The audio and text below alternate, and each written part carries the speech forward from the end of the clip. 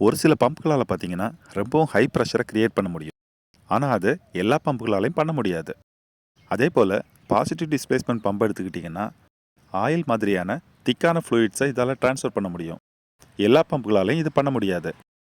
இந்த வீடியோவில் நம்ம என்ன பார்க்க போகிறோன்னா பாசிட்டிவ் டிஸ்பிளேஸ்மெண்ட்னா என்ன, இது எப்படி வேலை செய்யுது, இந்த பம்பில் என்னென்ன டைப்ஸ் இருக்குது, இந்த பம்போட அட்வான்டேஜஸ் என்ன, இந்த பம்போட லிமிட்டேஷன்ஸ் என்ன அப்படிங்கிறத ரொம்பவும் ஈஸியாக புரிஞ்சுக்கிற மாதிரி இந்த வீடியோவில் பார்க்கலாம். பாசிட்டிவ் டிஸ்பிளேஸ்மெண்ட் பம்புங்கிறது ஒவ்வொரு சைக்கிள் இல்லைனா ஒவ்வொரு ரொட்டேஷன் எடுத்துக்கிட்டிங்கன்னா ஒரு ஃபிக்ஸடான அமௌண்ட்டில் ஃப்ளூயிட்ஸை ட்ரான்ஸ்ஃபர் பண்ண முடியும். இந்த பம்ப் பார்த்தீங்கன்னா லிக்யூட் மேலே ஒரு வேக்கம் ஃபோர்ஸை க்ரியேட் பண்ணுறது மூலமாக லிக்யூடை பம்ப்குள்ளே ட்ராப் பண்ணுது. இது மூலமாக செக்ஷன்லேருந்து டிஸ்சார்ஜுக்கு புஷ் பண்ணி தள்ளுது. இதனால தான் ஹை ப்ரெஷரை க்ரியேட் பண்ண முடியுது. இப்போது இந்த பம்ப் எப்படி வேலை செய்யுது அப்படிங்கிற ஒர்க்கிங் பிரின்சிப்பில் ஸ்டெப் பை ஸ்டெப்பாக பார்க்கலாம். ஃபஸ்ட்டு பார்த்தீங்கன்னா லிக்யூட் செக்ஷனுக்குள்ளே என்ட்ராகுது. எப்படி என்ட்ராகுது? செக்ஷன் பார்த்தீங்கன்னா ஒரு வேக்கமை க்ரியேட் பண்ணுது. அதனால லிக்யூட் செக்ஷனுக்குள்ளே என்ட்ராகுது. இப்படி செக்ஷனுக்குள்ளே என்ட்ரான லிக்யூட் பார்த்தீங்கன்னா பம்புக்குள்ளே ட்ராப் ஆகுது. இப்படி ட்ராப் ஆன லிக்யூட் பார்த்தீங்கன்னா டிஸ்சார்ஜ் வழியாக ரொம்ப ஹை ப்ரெஷரில் புஷ் பண்ணி தள்ளப்படுது. இதில் ரொம்பவும் முக்கியமான ஒரு விஷயம் என்னன்னு பார்த்தீங்கன்னா இந்த பம்போட ஒவ்வொரு ரொட்டேஷனுக்கும் சேம் அமௌண்ட் ஆஃப் ஃப்ளோ மட்டும்தான் வெளியே புஷ் பண்ணி தள்ளப்படுது. இந்த பாசிட்டிவ் டிஸ்பிளேஸ்மெண்ட் பம்பில் 2 முக்கியமான டைப்ஸ் இருக்குது. மொதல் என்னன்னு பார்த்தீங்கன்னா ரெசிப்ரோகேட்டிங் டைப்.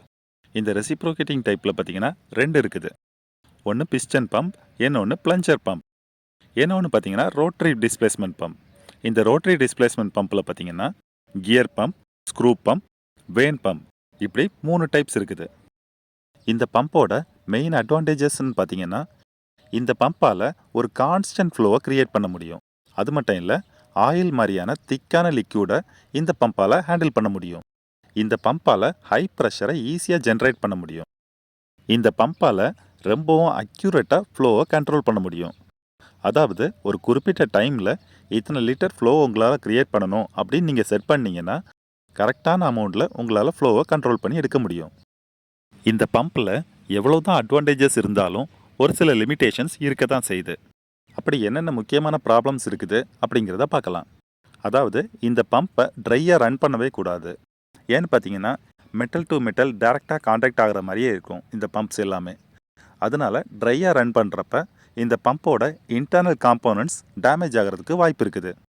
இந்த மாதிரி பம்பில் பார்த்தீங்கன்னா ப்ரெஷர் ரிலீஃப் வால்வ் கண்டிப்பாக வச்சுருக்கணும். ஏன்னு பார்த்தீங்கன்னா இந்த பம்பால் ஹை ப்ரெஷர் ஜெனரேட் பண்ண முடியும். ஒருவேளை டிஸ்சார்ஜ் லைனில் ஏதாவது சோக் இருந்ததுன்னா இந்த ஹை ப்ரெஷர் காரணமாக பம்போட இன்டர்னல் காம்போனன்ட்ஸ் டேமேஜ் ஆகிறதுக்கு வாய்ப்பு இருக்குது. ஒரு சில முக்கியமான ரீசன்ஸ்னால பார்த்தீங்கன்னா இந்த பம்போட டிஸ்சார்ஜ் ப்ரெஷரில் பல்சேஷன் வர்றதுக்கு கூட வாய்ப்பு இருக்குது. அடுத்து என்னன்னு பார்த்தீங்கன்னா ஒரு ஃப்ரீக்வெண்ட் இன்டர்வலில் இந்த பம்பை மெயின்டெனன்ஸ் பண்ணிக்கிட்டே இருக்கணும். எந்த மாதிரியான இண்டஸ்ட்ரீஸில் இந்த பம்பை ரொம்ப யூஸ் பண்ணுறாங்கன்னு பார்க்கலாமா?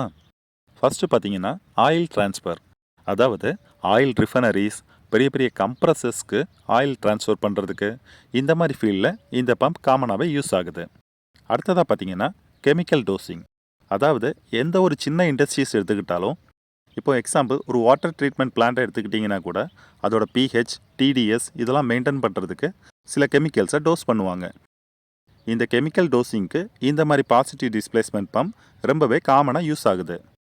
அடுத்ததாக பார்த்தீங்கன்னா ஹைட்ராலிக் சிஸ்டம், அதாவது பெரிய பெரிய ஹைட்ராலிக் ஜாக், இந்த கார்லாம் லிஃப்ட் பண்ணுவாங்க பார்த்தீங்களா, இந்த மாதிரி ஹெவி ஹைட்ராலிக் ஜாக்ஸில் இந்த மாதிரி பம்ப்ஸ் யூஸ் ஆகுது. சென்ட்ரிஃபிகல் பம்புக்கும் பாசிட்டிவ் டிஸ்பிளேஸ்மெண்ட் பம்புக்கும் இடையில் என்ன டிஃப்ரென்ஸ்னு பார்க்கலாமா? அதாவது சென்ட்ரிஃபிகல் பம்ப் பார்த்தீங்கன்னா வெலாசிட்டி பேஸ் பண்ணி ரன் ஆகுது. சென்ட்ரிஃபிகல் பம்போட இம்பலர் பார்த்தீங்கன்னா லிக்யூடோட வெலாசிட்டியை இன்க்ரீஸ் பண்ணி லிக்யூடை ஒரு இடத்துலேருந்து இன்னொரு இடத்துக்கு ட்ரான்ஸ்ஃபர் பண்ணுது.